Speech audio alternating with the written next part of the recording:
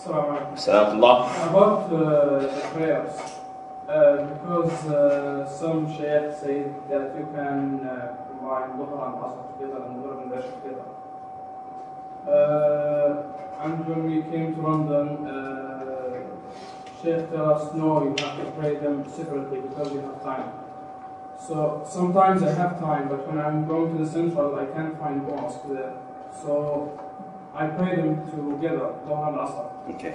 But when I'm on Oxbridge, I just pray like Dhuhr alone, Asr alone. And I asked someone who said that Rasul Sallam said, إن الله يحب أن تختار وصدام تحب أن تختار. So now you're going to add me to your list of shuyukh that you've asked me.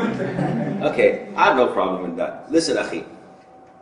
Combining prayers was not done by the Prophet ﷺ except once in his lifetime in Medina.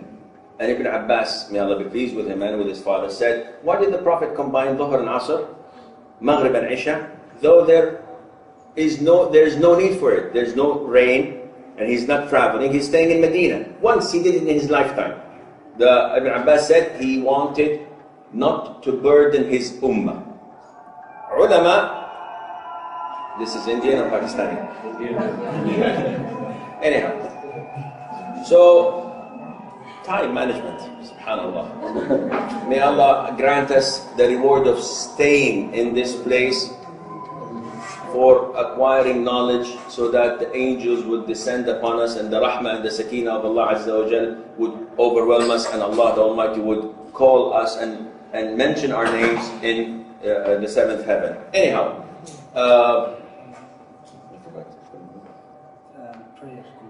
yes, so the Prophet did this once, alayhi salatu wasalam. The scholars say that whenever there is an essential need, a true, real need, it is permissible for you to combine prayer while you're residing. I'm not talking about traveling. Traveling is a separate issue. When I am traveling, I have the option to join between Asr and Dhuhr, Maghrib and Isha. This is my option. I'm a traveler. But those who are residing, they must pray on time, unless there is a real legitimate reason for that. For example, I'm going to go for a knee surgery.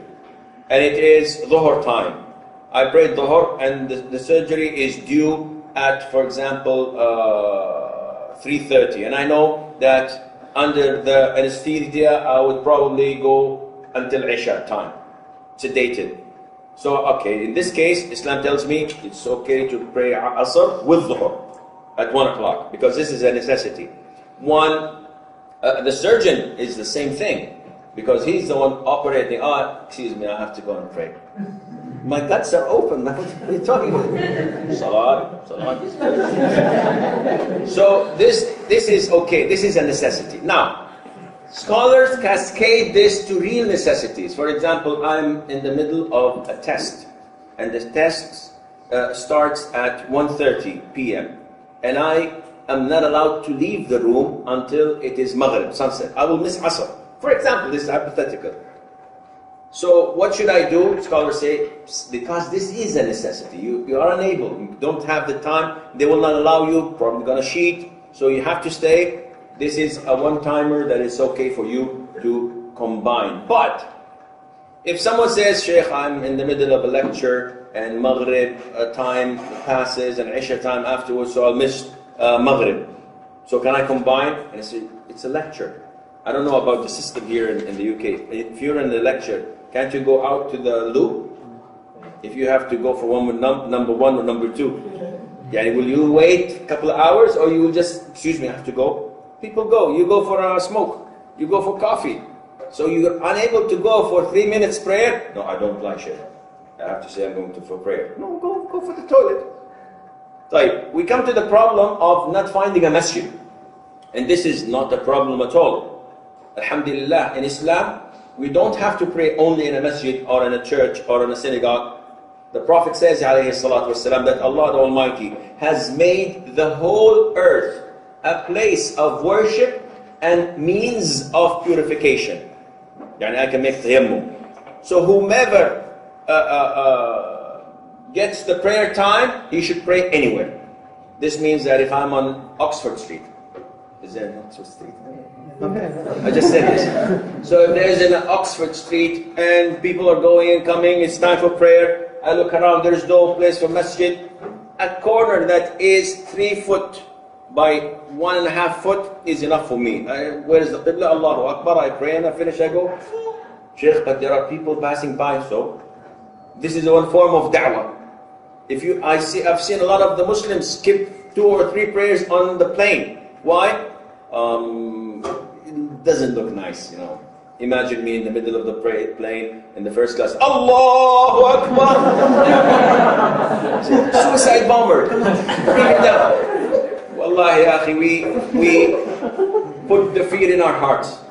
Everybody respects us. Wallahi, everyone respects us. On the plane, on non-Saudi, non-Arab planes, I asked them, is it possible to pray next to the emergency door, next to the wing? They say yes. And they bring me the blanket and they put it and I pray. I know I look scary, but not to that extent, that they would allow me to do this. So it is us who are weak, who are not proud of our religion. Whenever you have the prayer, pray. This is a form of da'wah. Therefore, I hope I answered your question. That is, you can pray whatever you want. You cannot combine the prayers unless you have a true, legitimate reason that Allah Azza wa Jal would allow you to do this. Wallahu a'lam.